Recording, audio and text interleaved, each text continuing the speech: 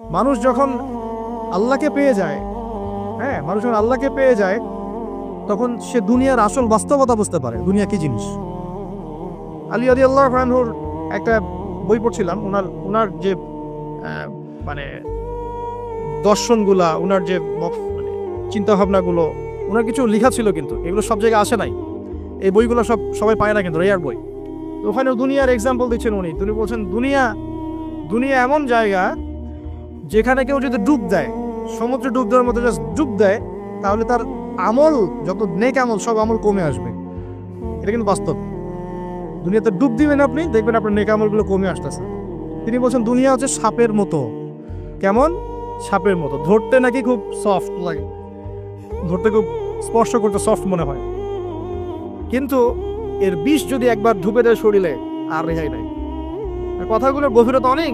এক জায়গায় লিখছেন উনি যে আমি দুই শ্রেণীর মানুষকে নিয়ে খুব সমস্যা আছে।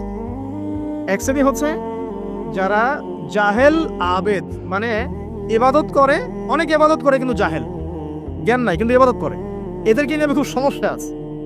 আর এক শ্রেণী হচ্ছে যারা ব্যক্তিত্বহীন আলেম, এদেরকে নিয়ে আমি সমস্যা আছে। আলেম কিন্তু কোনো ব্যক্তিত্ব নেই, এই জন্য মানুষ তার কাছে আসে না, দূরে সরে যায়। ব্যক্তিত্বহীনতার কারণে অনেক আলেম থেকে মানুষ দূরে সরে যায়, কিন্তু একজন আলেম যদি ব্যক্তিত্বশীল হয়, মানুষ তার কাছে আসে। খেয়াল করে দেখবেন। তো উনি বলছেন আমি এই দুই শ্রেণীর মানুষকে নিয়ে সমস্যা আছে, আর পড়তে শুরু করলে মনে হয় যে পড়তেই থাকে। বলছেন যে আমি অনেক জায়গায় ঘুরলাম, অনেক কিছু দেখলাম, শুনলাম, বুঝলাম, শেষে গিয়ে বুঝলাম যে মানুষ শুধু স্বার্থের জন্যই মানুষের কাছে থাকে। বলছে কথা, তিনি বলছেন তুমি যদি ভালোবাসাকে বাড়াতে চাও তাহলে মানুষের সাথে খুব বেশি মেলামেশা করতে যাও, একটু কম মেলামেশা করো, একটু দূরত্বে থাকো, তোমাকে মানুষ ভালোবাসবে। আর তুমি যদি খুব বেশি ডুব দাও না, তখন তোমার মূল্য আর ব্যক্তিত্ব নষ্ট হয়ে যাবে। এক একটা কথা কতগুলো বলে শেষ করব, অনেক আছে। এক পর্যায়ে তিনি ফাতিমা রাদিয়াল্লাহু আনহা যে ইন্তেকাল, এই ইন্তেকালকে নিয়েও দুটো লাইন লিখেছেন। এই লাইনগুলো পড়তে গিয়ে চোখ দিয়ে পানি চলে আসছে। তিনি বলছেন তোমাকে কতদিন দেখি না, কতদিন ছুঁয়ে দেখি না, কতদিন তোমার কাছে যাই না। সবাই বলে তুমি আমার থেকে দূরে, কিন্তু সত্যি কথা হচ্ছে তুমি আমার কলিজার ভিতরে আছো। এমন করে লিখেছেন ফাতিমা রাদিয়াল্লাহু আনহা সম্পর্কে। হে আমার প্রিয়তমা, তোমাকে কতদিন দেখি না, তোমার চেহারা কতদিন দেখি না, তোমাকে কতদিন ছুঁইতে পারি না। হ্যাঁ, সবাই বলে তুমি আমার থেকে দূরে চলে গেছো, কিন্তু আমি জানি তুমি আমার কলিজার বক্ষ পিঞ্জরে আছো। লিখেছে কবিতা। তো আপনারা একটু পড়াশোনা করবেন। স্পেশালি আমি আপনাদের এনকারেজ করি যে চার খলিফার জীবনে অবশ্যই পড়বেন। চার খলিফার জীবনী পড়বেন, সাহাবীদের জীবনী পড়বেন, তারা কিভাবে দিন শিখেছেন, বুঝেছেন, পালন করেছেন, প্রচার করেছেন, দিনের জন্য কত ত্যাগ স্বীকার করেছেন, এগুলো পড়বেন। আমি খুব রিকোয়েস্ট করি আপনাদেরকে যে আপনারা ইতিহাস পড়বেন। রাসূল সাল্লাল্লাহু আলাইহি ওয়াসাল্লামের জীবনী থেকে শুরু করে একদম অটোমান এম্পায়ার পর্যন্ত ইতিহাসগুলো পড়ে দেখেন, কিভাবে ইসলাম আজকে এই জায়গায় আসছে আপনি চিন্তাই করতে পারবেন। কত চড়াই উতরাই পেরিয়ে যে ইসলাম আজকে এই জায়গায় আসছে আপনি চিন্তাই করতে পারবেন। প্রিয় ভাইরা, আমাদের নবীজি সবচেয়ে ভালো মানুষ হওয়া সত্ত্বেও তাকে কিন্তু গালি খেতে হয়েছে এবং হত্যার চেষ্টাও করা হয়েছে। মনে রাখবেন, শুধু সৎ কাজের আদেশ করার নাম ইসলাম নয়, শুধু আংশিক বিষয় পালন করার নাম ইসলাম নয়, অসৎ কাজের নিষেধের নামও ইসলাম, এবং আল্লাহ নিষেধগুলো ছেড়ে দেওয়ার নামও ইসলাম। আল্লাহ পাক এটাই বলছে সূরা বাকারা 84-85-তে, তোমরা কি কিতাবের কিছু অংশ মানো, কিছু অংশ মানো না। ফামা জাযাউ মা ইয়াফআলু যালিকা ইল্লা খিজয়ুন ফিল হায়াতিদ দুনিয়া, দুনিয়াতেই আমি লাঞ্ছিত করে দেব এমন অপরাধ করলে। ইয়াউমাল কিয়ামা ইউরাদ্দুনা ইলা আশাদ্দিল আযাব, কিয়ামতের মাঠে সবচেয়ে যন্ত্রণাদায়ক শাস্তি এদেরকে দেওয়া হবে। কাদেরকে? যারা কিতাবের কিছু অংশকে মানি, কিছু অংশ মানি না। পারি না পারি, আগে আকীদা পরিষ্কার রাখবো যে ইসলামের প্রত্যেকটা বিষয়ের হেদায়েত আছে, এটাই চূড়ান্ত দিন, এর বাইরে কোনো দিন আল্লাহর কাছে গ্রহণযোগ্য হবে না। কেউ চর্চা করলে তা কোশ্চিনকালও কবুল করা হবে না। এবার আসেন, এর ভিত্তি কি? এর ভিত্তি হচ্ছে দুইটা। কয়টা? দুইটা থেকে আরো দুইটা এসেছে, এই দুইটা হচ্ছে মূল। নবী সাল্লাল্লাহু আলাইহি ওয়াসাল্লাম বলছেন তারাকতু ফিকুম আমরাইন, আমি তোমাদের মাঝে রেখে গেলাম মাত্র দুটো বস্তু। কয়টা বস্তু? দুটো বস্তু। লান তাদিল্লু মা তামাসসাকতুম বিহিমা, তোমরা কোশ্চিনকালেও পথভ্রষ্ট হবে না যতদিন পর্যন্ত এই দুটাকে আঁকড়ে ধরে থাকবে। কোন দুটা? এক নাম্বার আল কিতাবুল্লাহ, আল্লাহর কিতাব। দুই নাম্বার ওয়া সুন্নাতে নবীহি, তার নবীর সুন্নত। তো কোরআন এবং সুন্নত মিলেই কোরআন এবং হাদিস নয় কি? আচ্ছা, এখন আমাদের সামনে নবীজি নাই, আমাদের সামনে সাহাবায়ে কেরাম নেই, আমাদের সামনে তাবেঈন চার ইমাম কেউই নাই, ওলামায়ে কেরাম আছেন, আর আমাদের সামনে আছে কোরআন এবং হাদিসের কিতাবগুলো। এই তো ইসলাম আমরা দেখছি, তাই না? এর বাইরে তো আমরা দেখতে পাচ্ছি না। সাহাবীরা না হয় সরাসরি নবীকে দেখে দিন পালন করেছেন, তাই না? তারপরের জেনারেশন সাহাবীদেরকে দেখে করেছে, তারপরের জেনারেশন তাবেঈদের দেখে করেছে। আমরা তো কাউকেই দেখতে পাচ্ছি না। আমরা দেখছি কোরআন এবং হাদিসের কিছু কিতাব এবং ওলামায়ে কেরাম সামনে আছে। এই তো, এই দুইটা হচ্ছে ভিত্তি। এখন এখান থেকে আরো দুটো এসেছে, একটা হচ্ছে ইজমা, একটা হচ্ছে কিয়াস। এই দুটোও ইসলামের। অনেকে বলে ইজমা কিয়াস ইসলামে নাই, কোরআন সুন্নাহ এই দুটাই।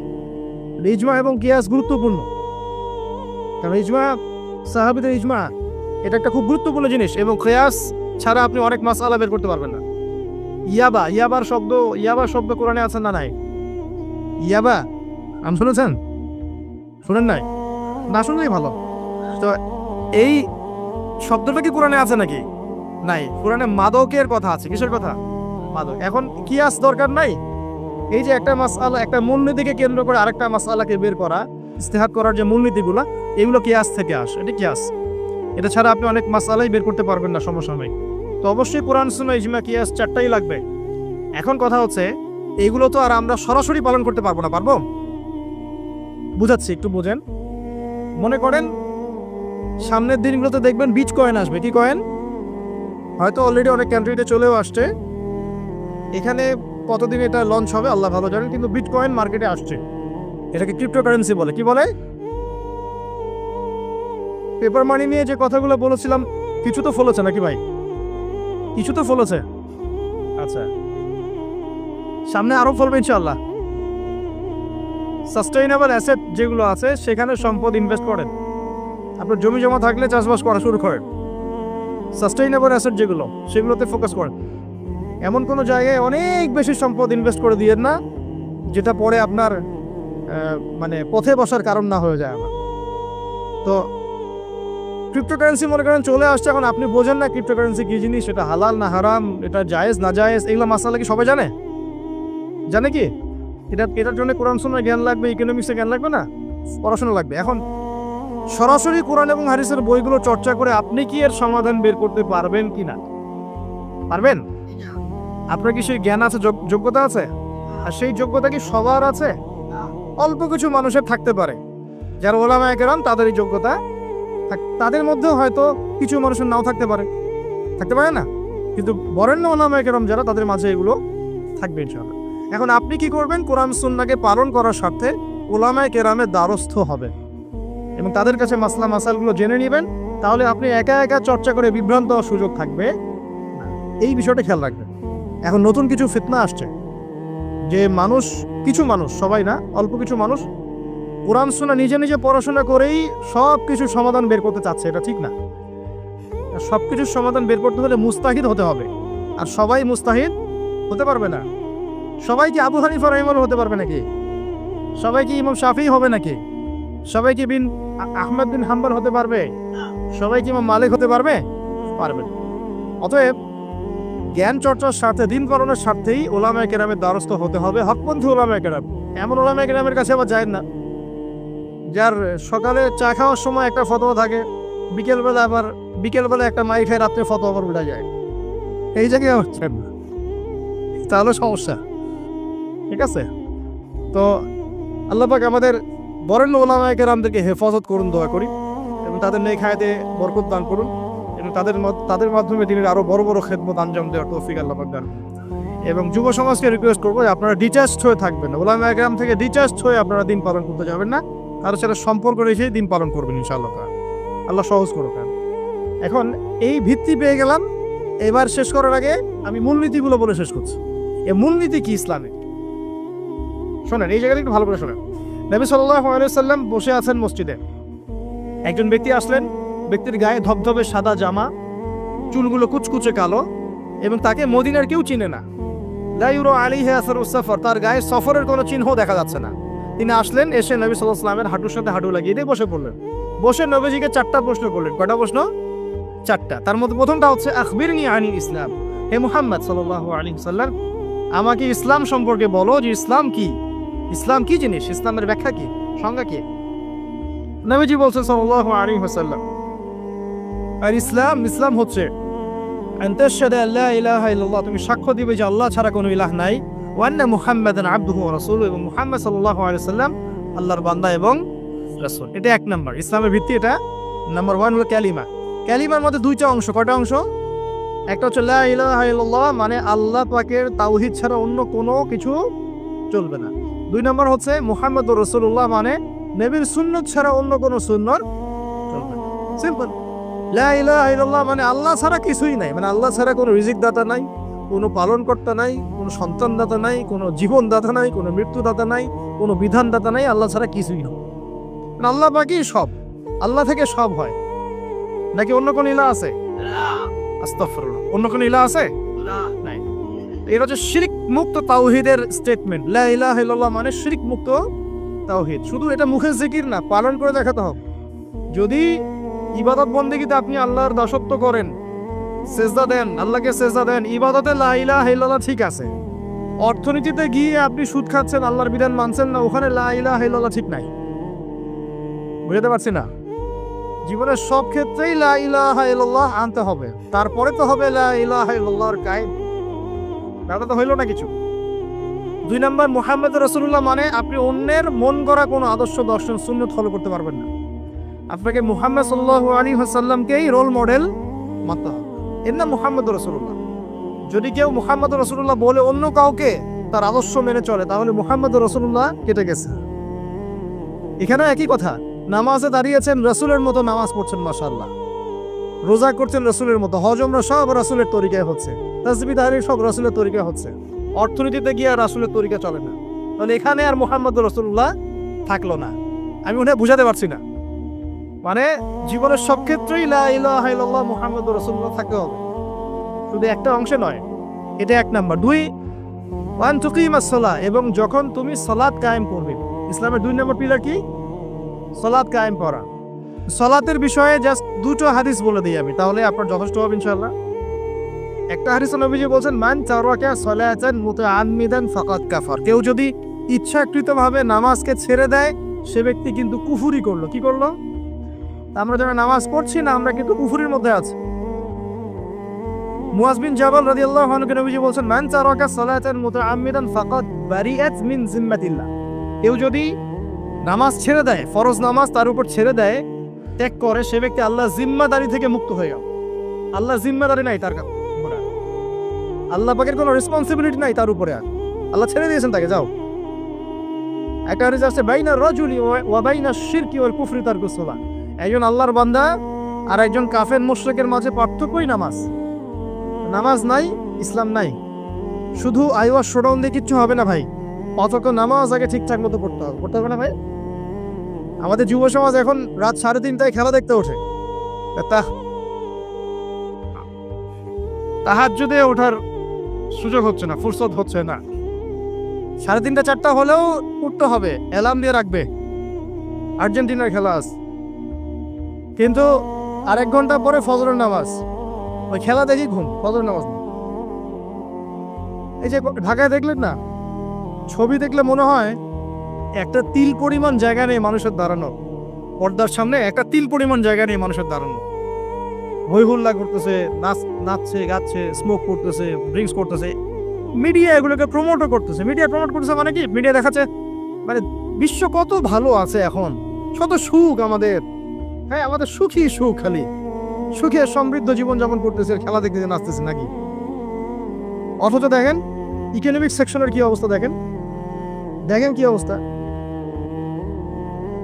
দেশ। এই যে আমাদের সমাজের, যুব সমাজের নৈতিকতার অবস্থাগুলো দেখেন, ধর্ষণের হার দেখেন, জেনার হার দেখেন, মাদকাসক্ত মানুষদের হার দেখেন, কত হারে মানুষ মাদক খাচ্ছে, পরকীয়ার হার দেখেন, ব্লু ফিল্মসের হার দেখেন।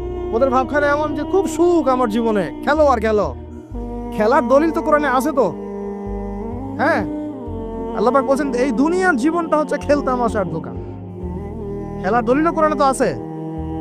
ওমা হাযিহিল হায়াতু দুনিয়া ইল্লা মাতাউল গুরুর, এরকম একটা আয়াত আছে সূরা হাদীদের মধ্যে। আল্লাহ পাক আছে, আল্লাহ পাক বলেছেন যে ইলামু, তোমরা জেনে রাখো, আন্নামাল হায়াতু দুনিয়া লাইবু ওয়া লাহু, তোমরা জেনে রাখো যে এই দুনিয়ার পুরো দুনিয়ার জীবনটাই খেলা, খেলতামাশা, ওলাহ, ঠাট্টা, হাসি ঠাট্টা, মানে এটা কি বলা বাংলা দিয়ে, ভ্রম, ভ্রম, মায়া, মোহ, ভ্রম। তোমরা জেনে রাখো দুনিয়ার জীবনটা খেলা, খেলতামাশা, ভ্রম, মিছে মায়া। ই'লামু আন্নামাল হায়াতুদ দুনিয়া লা'ইবুন ওয়া লাহু ওয়া যিনাতুন ওয়া তাফাখুরুন বাইনাকুম ওয়া তাকাসুর। এবং দুনিয়ার জীবন হচ্ছে একে অপরের সাথে প্রাচুর্যের প্রতিযোগিতা। এগুলা আল্লাহ পাক বলছেন, তো খেলার দলিল তো কোরআনেও পাওয়া যাচ্ছে না? দুনিয়ার জীবনটাকে আল্লাহ বলছেন ওয়া মা হাযিহিল হায়াতুদ দুনিয়া ইল্লা মাতাউল গুরুর। পুরো দুনিয়ার জীবনটাই হচ্ছে মাতাউল গুরুর, প্রতারণা, ধোঁকা, মরিচিকা ছাড়া কিছুই না। আর প্রমোট করা হয় যে বিউটি কন্টেস্ট হচ্ছে, মনে হচ্ছে কত সুখ আমাদের। হ্যাঁ, মেয়েরা একদম অর্ধনগ্ন নগ্ন হয়ে ফ্যাশন শো করছে, প্রমোট করছে, দেখো এগুলো সবাই কি সুন্দর জিনিস, কত সুখ, কত সুখে আছি আমরা। খেলতেছে মানুষ, দেখো ব্রাজিল আর্জেন্টিনা খেলা হচ্ছে, কত সাপোর্টার, কত সুখ, কত মজা, কত লাজ্জাত দুনিয়াতে। হ্যাঁ, মানে কি প্রমোট করতেছে দেখেন। মানে রিয়েলিটি, একটা কথা বলেছে অনেক লেকচারে যে এই ফিতনাময় যুগ, দাজ্জালের যে যুগটা হবে না, ওই যুগে বাস্তবতা আর ভিজুয়াল ওয়ার্ল্ড হবে আকাশ পাতাল পার্থক্য। মানে যা আপনি দেখবেন সেটা সত্য না, ভিতরের বিষয়টা সত্য, যেটা আপনি দেখতে পাচ্ছেন। যা আপনি দেখবেন সেটা সত্য না, যা সত্য তা আপনি দেখতে পাচ্ছেন না। এটা হবে দাজ্জালের যুগ। কেমন? খিদিরের মতো। নৌকা ফুটা করলেন কেন? সন্তান হত্যা করলেন কেন? বাচ্চা হত্যা করলেন কেন? আর এই যে দেয়াল নির্মাণ করলেন কেন? তিনটা ক্ষেত্রে মুসা আলাইহিস সালাম ভেটো দিচ্ছেন, খিদির আলাইহিস সালাম বলছেন যে এর পিছনে কারণ আছে। কারণ আছে না? দাজ্জালের যুগটা এমন হবে, বাহ্যিকভাবে যেটা দেখছেন চোখ দিয়ে এটা সত্য নয়, ভিতরে যেটা আছে ওটা সত্য। ভিতরটা সবাই দেখতে পারবে না, দেখতে হলে খিদির হতে হবে। ভিতরটা হচ্ছে যে সমাজ তো ডিস্ট্রয়েড, ম্যাসাকার হয়ে গেছে, সমাজের কাঠামোই ভেঙে গেছে আমাদের। এখন নারী পুরুষের যে ফাংশন চেঞ্জ হয়ে গেছে, ধর্ষণের হার দিন দিন বেড়ে গেছে, ইফটিজিং বেড়েছে, বেপরদামি বেড়েছে, নগ্নতা বেড়েছে, মাদক বেড়েছে, পরকীয়া বেড়েছে, কচি কচি বাচ্চা কাচ্চা মেয়েগুলোকে ধরে ধরে ধর্ষণ করা হচ্ছে। সমাজের কাঠামোই চেঞ্জ হয়ে গেছে, সমাজের সমকামিতা বেড়েছে, প্রচুর সমকামী, খেলতামাশা, দুনিয়ার জীবনটা খালি খেলতামাশা। আর আমাদের এই যুব সমাজ, যাদের হাতে ইসলামের ভবিষ্যৎ আছে, ওদেরকে এইদিকে মোহাগ্রস্ত করে রেখে দেওয়া হচ্ছে। এরা নামাজ পড়ে না, কোরআন তেলাওয়াত করে না, আলেম ওলামার সাথে কোনো সোহবত নাই, কোনো সম্পর্ক নাই, হাদিসের কিতাব নাই বাসায়, দাড়ি নাই, ইসলামিক লেবাস পোশাক নাই, ইসলামিক মূল্যবোধ নৈতিকতা নাই, আল্লাহর রাস্তায় সময় দেওয়ার কোনো মানসিকতা নাই। এই যুবক ছেলেপেলেগুলো কিনে নাচতেছে মিডিয়া। কি করবে এরা দেশের জন্য? যারা এরকম অন্য একটা রাষ্ট্র, যে রাষ্ট্র আমাকে চিনেই না, ওর খেলায় সে হুজুকে লাফায়, এ দ্বারা রাষ্ট্রের উন্নয়ন হবে নাকি? আজীব কথা বলেন, এইসব লোকজন দ্বারা রাষ্ট্রের উন্নয়ন হবে নাকি? যখন আমরা এই খেলতামশায় ব্যস্ত আছি, দেখবেন পশ্চিমারা ঠিকই ওদের উদ্দেশ্য বাস্তবায়ন করছে। কি আশ্চর্য একটা অবস্থা, কি আশ্চর্য! মানে এত সুখে আছি আমরা, এতই সুখ, খাবার, পানি, বাসস্থান, বেকারত্ব, কত সমস্যা নিয়ে ভুগতেছি আমরা, এতই সুখ যে বিশ্বকাপে নাচতে হবে আমাদেরকে। আবার এটাকে মুসলিম কান্ট্রির মধ্য দিয়ে জায়েজ করে নেওয়ার একটা পায়তারা চলছে। আয়োজন করেছে এক মুসলিম কান্ট্রি, খেলেছে আর এক মুসলিম কান্ট্রি। হ্যাঁ, এবং এটাকে দলিল নিয়ে এসে এটাকে জায়েজ করে একটা টেন্ডেন্সি চলছে, ফাইজলামি শুরু করছে। অথচ যেখানে যেখানে এগুলো হচ্ছে তার পাশে ইয়েমেন পড়ে আছে, তার পাশে সিরিয়া পড়ে আছে, যেখানে লক্ষ লক্ষ মানুষ না খেয়ে পড়ে আছে। ইয়েমেনে লক্ষ লক্ষ শিশু না খেয়ে মরতেছে এখন। ওদের 2013-14 সাল থেকে নিয়ে 2022 পর্যন্ত প্রায় 3.5 লক্ষ মানুষ মারা গেছে ইয়েমেনের এই ঘটনাগুলো, গৃহযুদ্ধ এবং এই যে আরব কান্ট্রিগুলোর মধ্যে কনফ্লিক্টের মতো, এবং প্রায় 60% সেখানে বাচ্চা কাচ্চা। আপনি এত টাকা পয়সা খরচ করে এগুলো আয়োজন করতে, আমরা প্রমোট করতেছি, এর 5% টাকা ওদেরকে দিলেই তো ওদের 3 বেলার খাবার হতো। সিরিয়ার মানুষগুলোকে দেখেন গিয়ে, ওখানে তো ওটা রঙ্গমঞ্চ হয়ে গেছে। মানে যে যার স্বার্থ এখানে ঢুকে, ওখানে ইসরায়েলও ঢুকছে, আমেরিকাও ঢুকছে, তুরস্কও ঢুকতেছে, ওখানে আগে রাশিয়া ছিল, ওখানে বাশার আল আসাদ, সব মিলে জগা খিচুড়ি অবস্থা একটা। মানুষের মানবতা, জীবনযাত্রা নাই, জীবনের কোনো মূল্য সেখানে নাই। প্রচুর মানুষ, ছোট ছোট ছেলে পেলে দেখবেন না খেয়ে ওখানে মারা, উদ্বাস্তুর মতো তাঁবুর নিচে জীবনযাপন করে। এটা দেখেন না চোখে? ওখানে একটা খেলা, হুদাই একটা খেলা নিয়ে এত লাফালাফি করতেছে, পাশে এতগুলো মানুষ না খেয়ে মারা যায়, কোনো খবর নাই। নিজে ভরপেট খাই, প্রতিবেশী অনাহারে থাকে, মুমিন হবে? কিসের ইসলাম ফলো করতেছি আমরা আসলে? আমরা যে ইসলামটা ফলো করতেছি এটা পশ্চিমাদের শেখানো ইসলাম। আমরা রাসূলুল্লাহ সাল্লাল্লাহু আলাইহি ওয়াসাল্লামের শেখানো ইসলাম ফলো করতেছি না। আমার স্ট্রেট কাট কথা একদম। আমরা যে ইসলামটা ফলো করতেছি এটা হচ্ছে পশ্চিমাদের শেখানো ইসলাম। রাসূলুল্লাহ সাল্লাল্লাহু আলাইহি ওয়াসাল্লাম ইসলাম ফলো করলে আজকে আমাদের অবস্থাগুলো হতো না। আল্লাহ পাক আমাদেরকে বোঝার তৌফিক দান করুন। আমি শুধু ফাযাক্কির ইন্নামা আনতা মুযাক্কির। আল্লাহ পাক যে বলেছেন তুমি উপদেশ দাও, তুমি শুধু উপদেশ দাতা, লাস্তা আলাইহিম বিমুসাইতির। কারো প্রতি তুমি দারোগা নাও, আমরাও কারো প্রতি দারোগা নই, কিন্তু পুরো বিশ্বের প্রেক্ষাপটটাকে কোরআন সুন্নাহ দিয়ে ব্যাখ্যা করার দায়িত্ব আমাদের। কেউ গ্রহণ করলে করবে, না করলে করবে না। তার কবরে সে যাবে, আমার কবরে আমি যাব, সিম্পল, শেষ। গতানুগতিক লাইফস্টাইলে এখন এই পৃথিবীর বেশিরভাগ মানুষ বস্তুবাদী। এটা দেখার জন্য, বোঝার জন্য জাস্ট আপনার হৃদয়ের চোখ, হৃদয়ের কান, হৃদয়ের ইন্দ্রিয়গুলো একটু উন্মুক্ত করতে হবে। আর হৃদয়ের চোখ, হৃদয়ের কান উন্মুক্ত হবে তখনই যখন আমরা আল্লাহ এবং তার রাসূলের সামনে আত্মসমর্পণ করব, তার আগে নয়। তো বেশিরভাগ মানুষ বস্তুবাদিতায় লিপ্ত থাকে। আবার দেখি কিছু মানুষের সারাদিন ফিকির একটাই, পলিটিক্স, পলিটিক্যাল অ্যাফেয়ার্স, পলিটিক্স, কিভাবে পলিটিক্স করব, কিভাবে অপোজিশনকে ডমিনেট করা যায়, কি করলে তার ক্ষতি করা যাবে, কি করলে তাকে ওভারটেক করে আমি সামনে যেতে পারব। কিছু মানুষের চিন্তা ইকোনমিক সেকশনে, আল মাল, কিভাবে মাল অর্জন করা যাবে। আমার 2 তলা বাড়ি আছে, কিভাবে 4 তলা হবে। 2টা বিজনেস আছে, কিভাবে 10টা হবে, 5টা হবে। আমার 100% জমি আছে, কিভাবে 200% হবে। আল মাল। এই শ্রেণীর মানুষকে নবী সাল্লাল্লাহু আলাইহি ওয়াসাল্লাম আব্দুদ দিনার বলেছেন, দিনারের দাস। আব্দুল্লাহ নয়, আল্লাহর দাস নয়, দিনারের দাস। আরো কিছু মানুষ আছে, আমরা এখন সায়েন্স এবং টেকনোলজির অগ্রগতির খোরা অজুহাত তুলে সরাসরি আল্লাহকে ডিনাই করে ফেলছে এবং এই মতাদর্শ সমাজে বাস্তবায়নের চেষ্টাও করছে। এডুকেশন সেক্টরে হোক, সংস্কৃতির নামে হোক, সামাজিক অ্যাসোসিয়েশনের নামে হোক, মুক্ত চিন্তার নামে হোক, আমরা ডে বাই ডে যুব সমাজের একটা বড় অংশকে এথিস্ট বানাচ্ছি। আবার কিছু মানুষ সারাদিন সংস্কৃতি নিয়ে পড়ে আছে, গান বাজনা, নাট্য, কলা ইত্যাদি ইত্যাদি। কিছু মানুষ সারাটা জীবন ঢোল তবলায় কাটিয়ে দিচ্ছে। কিছু মানুষ সারাটা জীবন একটা গিটারকে নিয়ে কাটিয়ে দিচ্ছে, একটা মিউজিক্যাল ইনস্ট্রুমেন্ট নিয়ে কাটিয়ে দিচ্ছে।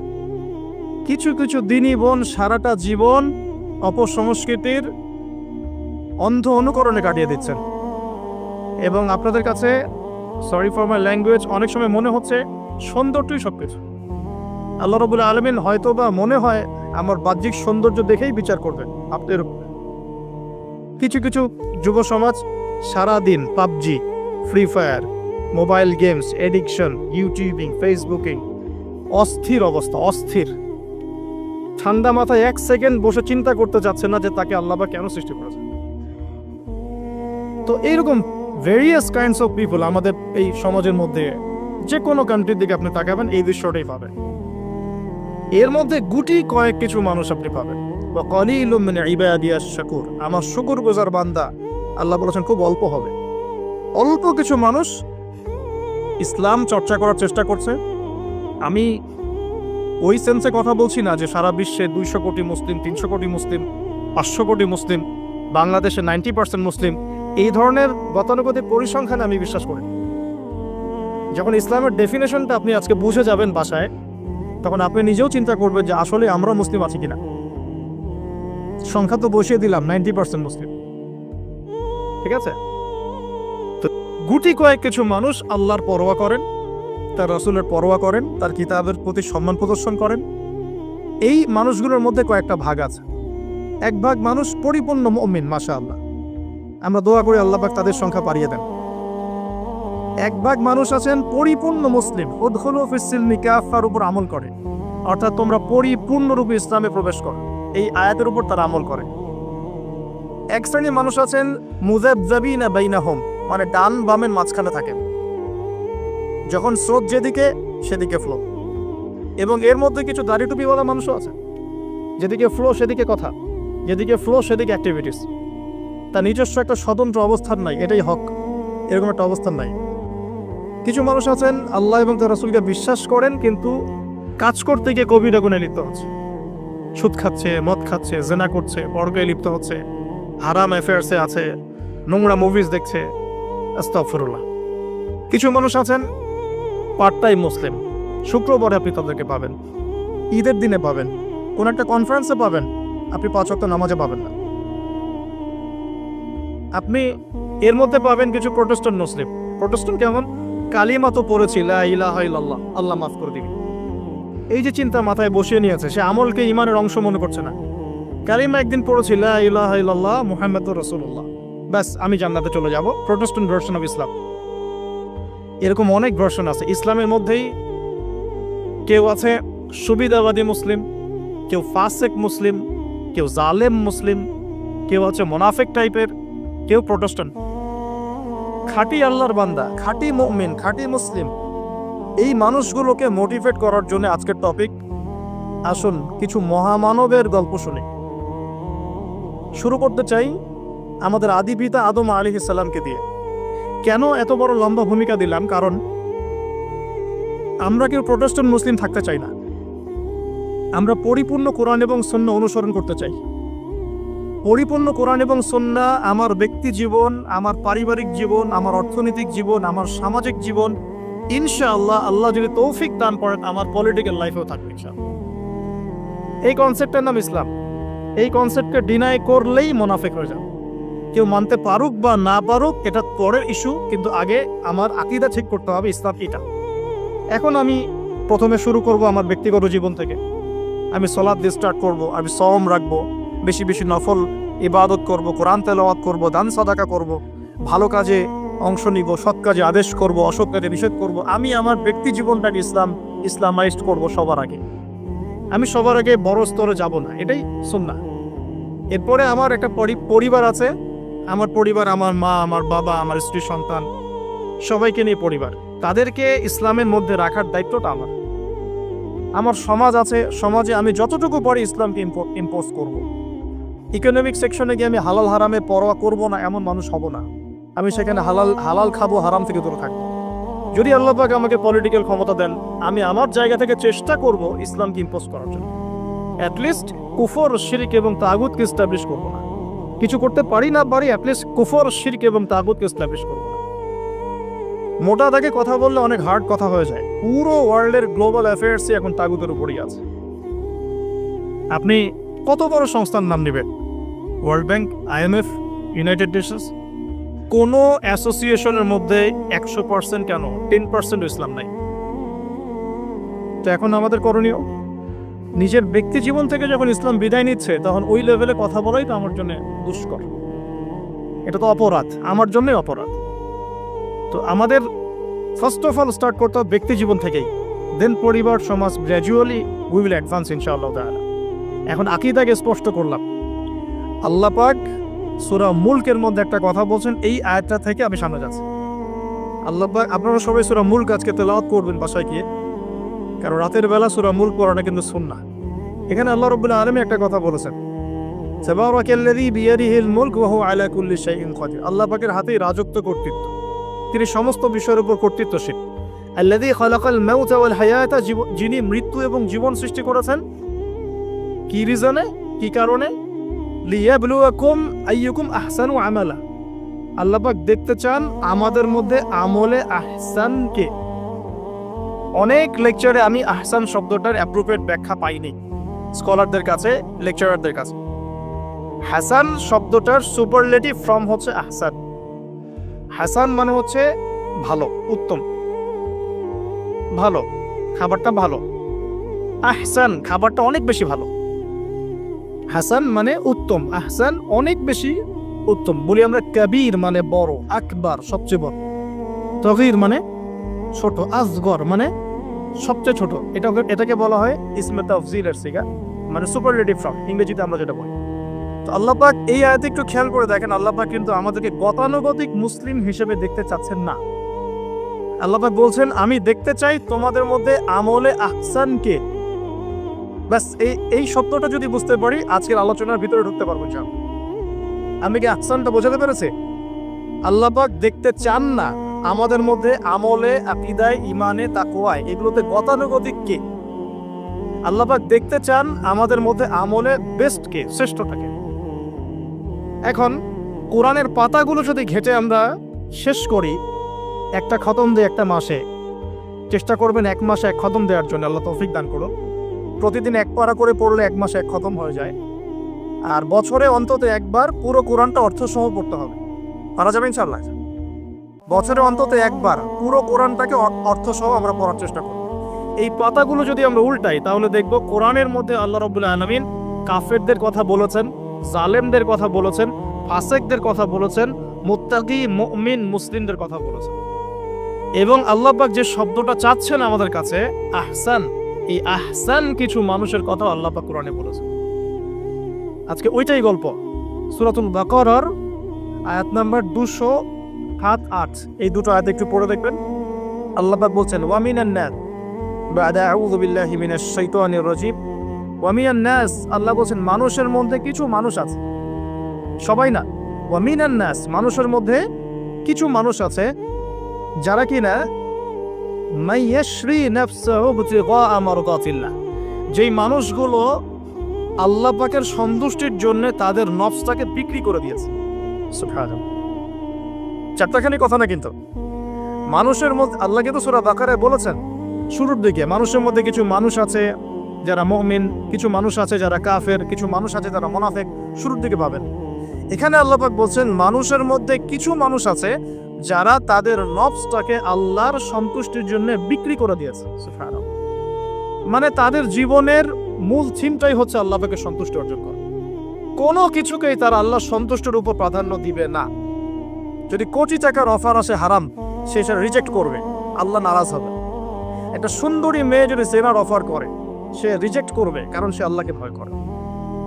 সে আল্লাহ পাকের জমিনের উপরে গায়রুল্লাহ বা কুফফারদের তাগুতদের কোনো লস ইমপ্লিমেন্ট করতে পারবে না, কারণ সে আল্লাহকে ভয় করে।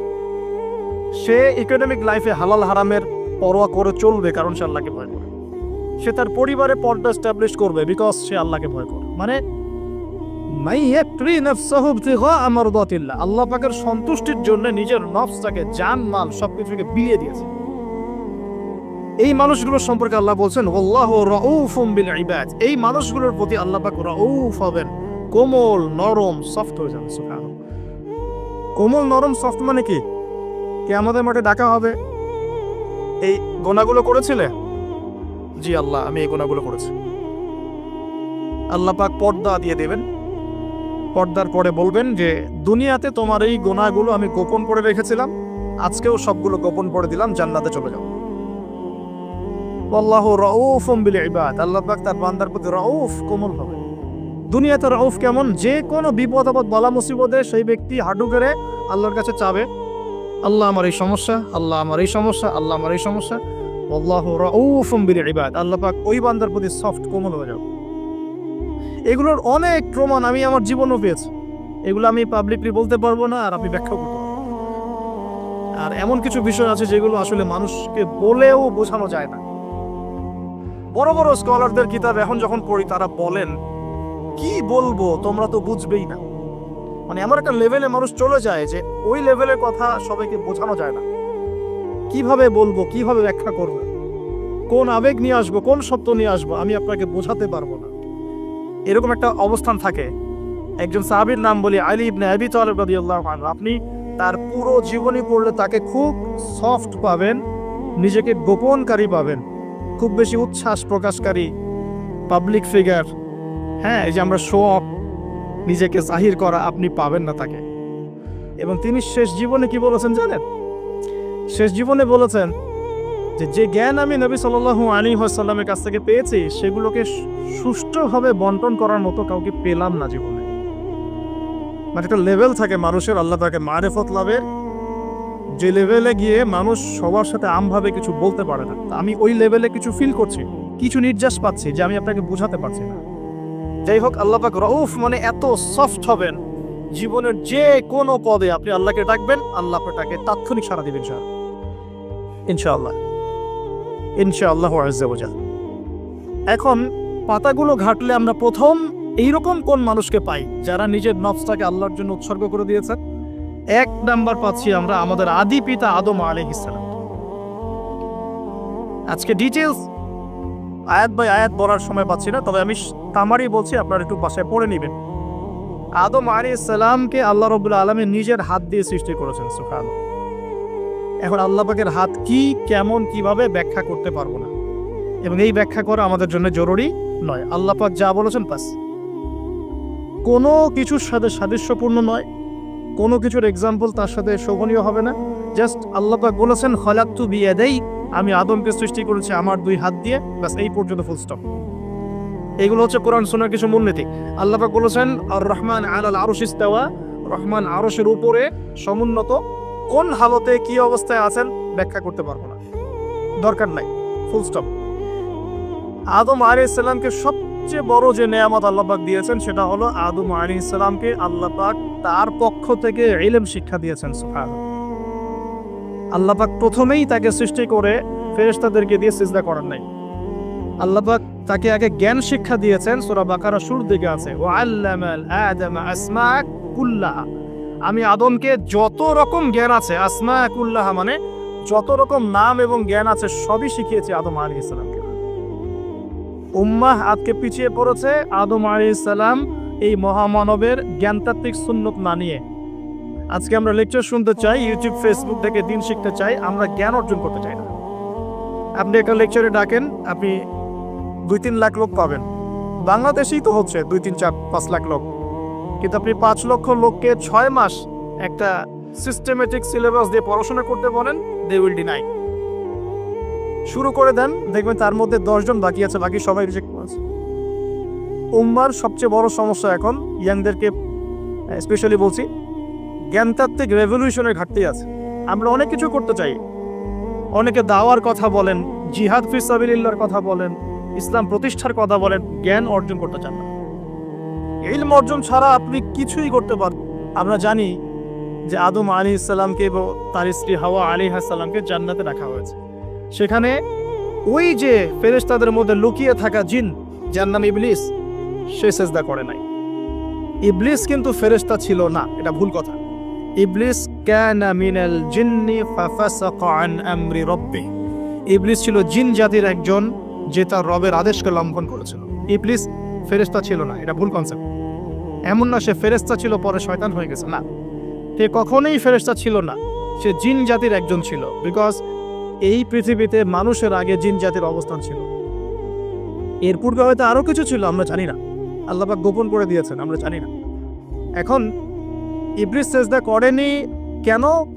বিকজ সে বলেছিল খলাকতানি মিন নার ওয়া খলাকতাহু মিন তিন, আমাকে সৃষ্টি করেছেন আপনি আগুন দিয়ে, আদমকে সৃষ্টি করেছেন মাটি দিয়ে, কেন আমি আদমকে সিজদা করব? সে আদমকে সিজদা না করে এটা প্রমাণ করতে চাচ্ছে যে আল্লাহ আপনি ভুল, আমি সঠিক। নাউজুবিল্লাহ, এটাকে বলা হয় বাতিল কিয়াস, বাতিল কিয়াস, ভুল কিয়াস। এবং শুধু তাই না, আল্লাহ রাব্বুল আলামিন তাকে ওয়ার্ন করার পরেও সে কিন্তু ইউটার্ন করে তওবা করে ফিরে আসে নাই, সে তার মতের উপর অটল ছিল। পক্ষান্তরে আমাদের পিতামাতা যখন ফল খেয়ে ফেলেছেন জান্নাতে, যখন পোশাক খুলে গেছে, জান্নাতের পোশাক খুলে গেছে, ফল খাওয়ার পর প্রথম যে ঘটনা ঘটেছে, গায়ের পোশাকটা খুলে গেছে। দেখেন, সর্বপ্রথম আমাদের পিতামাতাকে জান্নাতে ফেরেশতাদের সামনে ইবলিস নগ্ন করে দিয়েছে। এটা ছিল আমাদের প্রতি ইবলিসের সবচেয়ে বড় আঘাত। শুরুতে, প্রথম আঘাত, শুরুতে শিরক করাতে পারে নাই, বেদাত করাতে পারে নাই, হারাম খাওয়াতে পারেনি ইত্যাদি। শুরুতে আমাদের পিতামাতাকে সে অবাধ্যতায় লিপ্ত করে গা থেকে জান্নাতের পোশাকটা খুলে ফেলে দিয়েছে। এখান থেকে আমাদেরকে বুঝতে হবে আজকের এই গ্লোবাল সোসাইটিতে আমরা যে নগ্নতার এই ভয়াল থাবা এবং প্রদর্শনী দেখছি, এটা ওই আসমানের ওই যে ইবলিসের যে চক্রান্ত, তার এই জমিনে বাস্তবায়ন হচ্ছে এখন। বোঝাতে পারিনি মনে হয়, আল্লাহ মাফ করো। ইবলিস আমাদের পিতামাতার গা থেকে কাপড় খুলে ফেলে দিয়েছিল। সূরা আরাফে আল্লাহ পাক এটা বলেছেন, ইয়ানজিউ আনহুমা লিবাসাহুমা লিইউরিয়াহুমা মিন সাওয়াতিহিমা, হে বনু আদম তোমরা সতর্ক থেকো, তোমাদের পিতামাতার গা থেকে কিন্তু ইবলিস কাপড় খুলে ফেলেছিল, তোমরা পৃথিবীতে গিয়ে আবার সেই কাজ করো না। তাহলে এখন আমরা একটু বুঝতে চেষ্টা করি, ইন্টেলেকচুয়াল অডিয়েন্স সবাই আমাদের ক্রিটিক্যাল থিঙ্কার্স দরকার। তাহলে এখন যে সোসাইটির মধ্যে নগ্নতার, বেহায়াপনার সয়লাভ চলছে, every single city and country, including Dhaka, the city of Akhiruzzaman, সেটাও তো দেখেন কোথায় আপনি মানে শালীনতা পাচ্ছেন, ইসলামিক কান্ট্রি হিসেবে আলহামদুলিল্লাহ এখানে অনেক কিছু পান। ওয়ার্ল্ডের অন্যদিকে তাকিয়ে দেখো, তার মানে ইবলিসের ওই এজেন্টটা এখন পৃথিবীতে কিছু মানুষ বাস্তবায়ন করছে। তাদের সাথে ইবলিসের একটা যোগসূত্র আছে আদর্শিক। আল্লাহ পাক আমাদের মা বোনদেরকে বেপরদামি থেকে হেফাজত করুন এবং আমাদের চোখগুলোকে আল্লাহ পাক পবিত্র করুন। কিভাবে আপনি চোখ নামিয়ে চলবেন এই সমাজের মধ্যে, এটা এত সহজ নয়। আমরা খুব ভালো করে জানি এটা এত সহজ নয়। তো দেখুন, অনেক ভিতরে চলে যাচ্ছি। আদম আলাইহিস সালাম হাওয়া আলাইহিস সালামকে সর্বপ্রথম নগ্ন করে দিয়েছে ইবলিস। তারা কিন্তু তওবা করে ফিরে এসেছে। কি সেটা? রব্বানা, আমরা বলি রব্বানা যালামনা আনফুসানা ওয়া ইল্লাম তাগফির লানা ওয়া তারহামনা লানাকুনান্না মিনাল খাসিরিন। যখনই আমাদের পিতামাতা বুঝতে পারলেন যে তারা একটা ভুল করে ফেলেছেন, তখন তারা তওবা করে ইউটার্ন করলেন আল্লাহর দিকে, যেই কাজটা ইবলিস করে নাই। এই কাজটা ইবলিস না করার কারণে সে কাফের হয়ে গেছে, চিরস্থায়ী জাহান্নামী হয়ে গেছে। আর এই তওবা করে ফিরে আসার কারণে আমাদের পিতামাতা জান্নাতি হয়ে গেছে। আল্লাহ পাক এই কারণেই তার রাসূলের মাধ্যমে জানিয়েছেন যে প্রত্যেক আদম সন্তান, কুল্লু বানি আদম খাত্তা, প্রত্যেক বনু আদম হচ্ছে পাপী। আমরা সবাই পাপী, আমরা সবাই পাপী। পাপের তো শেষ নাই আমাদের, আল্লাহ মাফ করুন। ওয়া খায়রুল খাত্তাইন আত-তাওয়াব, যারা তওবা করে ফিরে আসে এরাই হচ্ছে শ্রেষ্ঠ পাপী। জীবনের যে কোনো সময় যদি কেউ খালেস ভাবে আল্লাহর দিকে তওবা করে ফিরে আসতে পারে, আল্লাহ পাক এক মুহূর্তের মধ্যে তার আমলনামার সমস্ত গুনাহ মাফ করে নেকি দিয়ে পরিবর্তন করতে পারে। এগুলো হাদিস থেকে বলছি, ডিটেলস বলতে পারছি না আমি, কোডগুলো। তো এখন এই মহামানবের জীবন থেকে আমরা কি শিখলাম? দেখো, তাকে আল্লাহ পাক ইলমের নিয়ামত দিয়েছেন। তার মানে আমরা যদি গতানুগতিক মুসলিম না হয়ে এক্সট্রা অর্ডিনারি মুসলিম হয়ে আল্লাহর সাথে সাক্ষাৎ করতে চাই, দুনিয়াতে বেঁচে থাকতে চাই, পরকালে জান্নাত চাই, তাহলে আমাদেরকে আগে ইলমের চর্চা করতে হবে। এবং এই জ্ঞানের চর্চা মানে ক্লাসিক্যাল সিলেবাসে আপনাকে পড়াশোনা করতে হবে, শুধু একটা লেকচার শুনে নয়, ফেসবুক ইউটিউব দেখে তো মোটেই নয়। এখান থেকে মাঝে মাঝে কিছু নলেজ নেওয়া যায়, কিন্তু এগুলো কখনো কনস্ট্রাকটিভ নলেজ নয়। বরেণ্য উলামায়ে কেরাম যারা থাকবেন আপনাদের বেস্ট পসিবল ওয়েতে, তাদের কাছে গিয়ে পরামর্শ করে বইপত্র পড়তে হবে। আদারওয়াইজ আপনার মেমোরি এবং জ্ঞানটা বিক্ষিপ্ত হয়ে যাবে। এখনকার ইয়াং জেনারেশনের অন্যতম সেরা প্রবলেম হচ্ছে তাদের মস্তিষ্ক বিক্ষিপ্ত।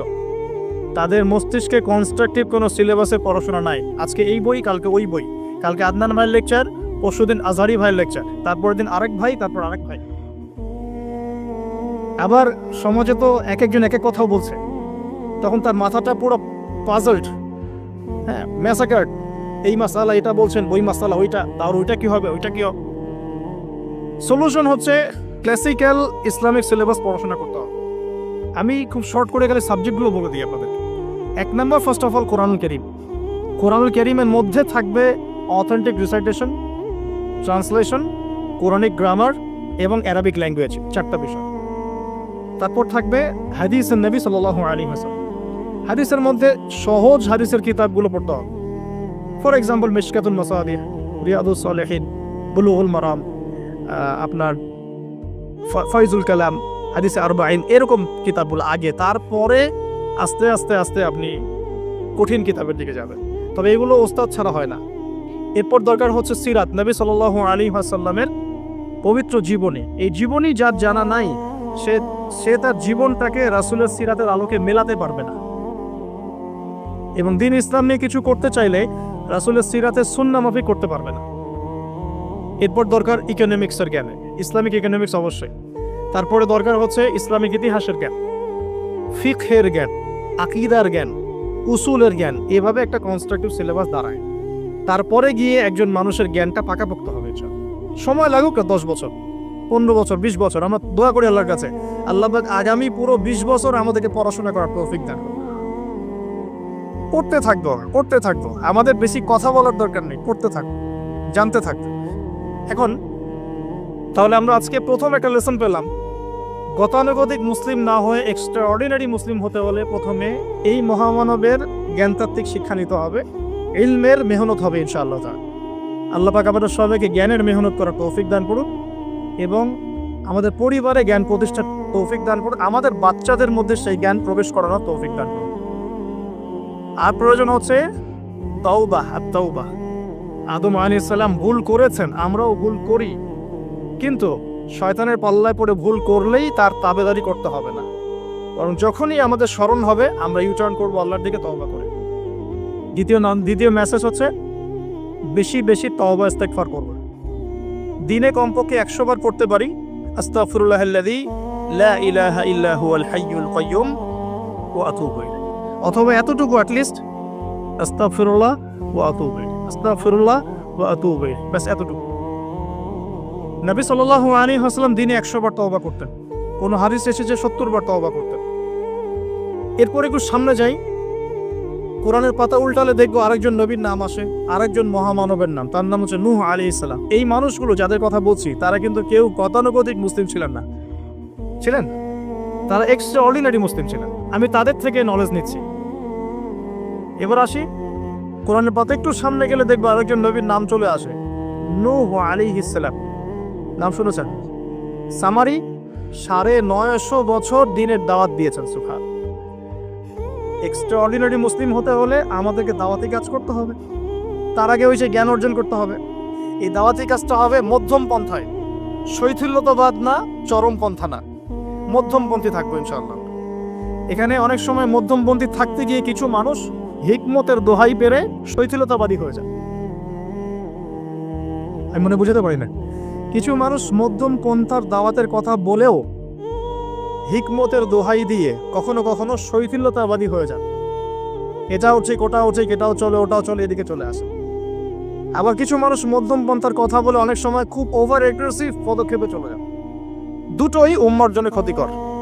এই জন্যই ক্লাসিক্যাল ওলামায়ে কেরামের সাথে পরামর্শ ভিত্তিক চলাফেরা করা উচিত, তাহলে তারা ডাইরেকশন দিতে পারবেন যে কোনটা এই প্রেক্ষাপটে করা উচিত, কোনটা করা উচিত না।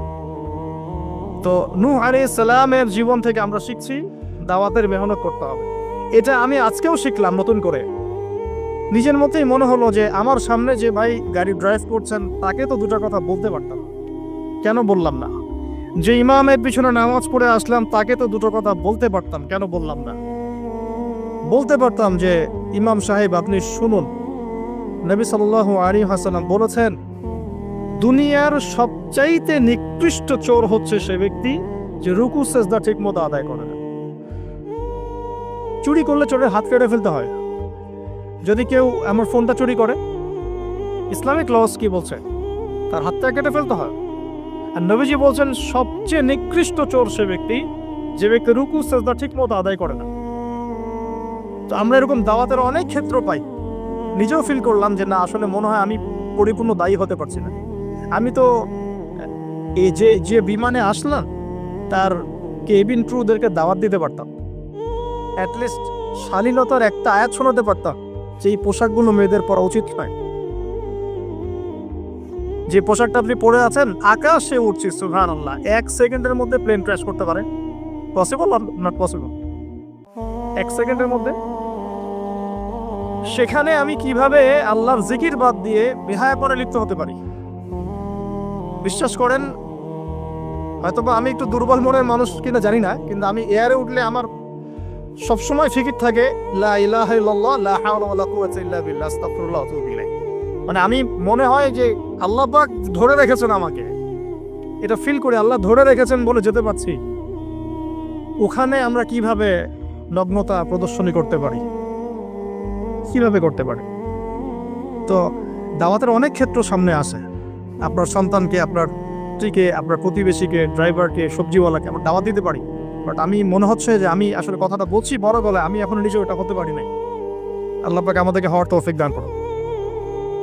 নূহ আলাইহিস সালাম 950 বছর দাওয়াত দিয়েছেন। একটা খালি এক্সাম্পল দিচ্ছি, তিনি সূরা নূহের মধ্যে আল্লাহ পাক বলেছেন, নূহ আলাইহিস সালাম আল্লাহকে বলছেন রব্বি, হে আমার রব, ইন্নী দাআউতু কওমি লাইলা ওয়া নাহারা, আমি আমার এই কওমকে প্রতিদিন প্রতি রাত দাওয়াত দিয়েছি। সুবহানাল্লাহ, প্রতিদিন প্রতি রাত। আজকে এসেছি, হয়তো 2-3 মাস পরে আপনাদের এখানে আবার আসতে পারি।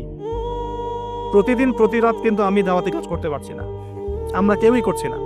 নূহ আলাইহিস সালাম বলছেন আমি বিনা আজর, কোনো আজর ছাড়াই, কোনো স্বার্থ ছাড়াই আল্লাহ আমি আমার কওমকে দিন রাত দাওয়াত দিয়েছি। ওয়ালাম ইয়াজিদহুম দুআই ইল্লা ফিরারা, যখনই দাওয়াত দিয়েছি আমার দাওয়াত শুনে তারা খালি পৃষ্ঠ প্রদর্শন করেছে। কেউ মাথা ঢেকে ফেলেছে, কেউ মুখ কান বন্ধ করেছে, হ্যাঁ, কেউ আমাকে পাগল বলেছে, মজনুন বলেছে। এমনকি তিনি যখন নৌকা বানাচ্ছেন আল্লাহ পাকের আদেশে, মানুষ পাশ দিয়ে হেঁটে যায় আর টিচকারি করে, কবে মরুভূমিতে নৌকা চলবে? তোমার এই নৌকা মরুভূমিতে চলবে কবে? মানুষ টিটকারি মারে। তো এখনো দেখবেন স্ক্যাটোলজিক্যাল কথা বললে, আখিরুজ্জামান নিয়ে কথা বলে অনেকেই মজা নেয়। কবে আসবে ক্যাশলেস সোসাইটি? বললাম তো চলে আসছে। কবে আসবে মালহামা? বুঝি চলে আসবে। কবে আসবে বড় বড় ভূমিকম্প? আসছে, সবর করে। তো নূহ আলাইহিস সালামের জীবন থেকে শিক্ষা আমরা দাওয়াত দিব। আমরা ফার্স্ট অফ অল জ্ঞান অর্জন করব, ক্লাসিক্যাল সিলেবাস পড়াশোনা করব, উলামায়ে কেরামের সাথে সোহবত রাখবো এবং দাওয়াতে কাজ করবো ইনশাআল্লাহ। এবং এখানে আমরা মধ্যমপন্থী থাকবো, নট চরমপন্থা, নট শৈথিল্যতাবাদ। নূহ আলাইহিস সালামের জীবন থেকে আরো দাওয়াত, দিন রাত দাওয়াতের মেহনত করা, দিন রাত দাওয়াতের মেহনত করা। আল্লাহ পাক আমাকে আপনাদের সবাইকে তৌফিক দান করুন। কতদিন? 950 বছর। কত বছর? 950 বছর। পুরো আব্বাসীয় খেলাফত ছিল 509 বছর কি 10 বছর মেবি। পুরো আব্বাসীয় খেলাফত 510 বছরের মতো। উমাইয়াদের ছিল 93 ইয়ার্স। আমাদের নবী সাল্লাল্লাহু আলাইহি ওয়াসাল্লামের দাওয়াতের মিশন বয়স ছিল 23 বছর। 950 বছর দাওয়াত দেওয়ার পর তাফসীরের কিতাবে এসেছে 40 or 80 ফ্যামিলিজ, এই 40 বা 80টা ফ্যামিলি ইসলাম কবুল করেছে। তার মানে এখানে শিক্ষা, এক্সট্রাঅর্ডিনারি মুসলিম হতে হলে দাওয়াতের মেহনতে হতাশ হওয়া যাবে না, লেগে থাকতে হবে, লম্বা সময় ধরে দাওয়াত দিতে হবে। আল্লাহ পাক আমাকে আপনাদের সবাইকে লম্বা সময় ধরে বিশ্বে দাওয়াতি কাজ করার তৌফিক দান করুন।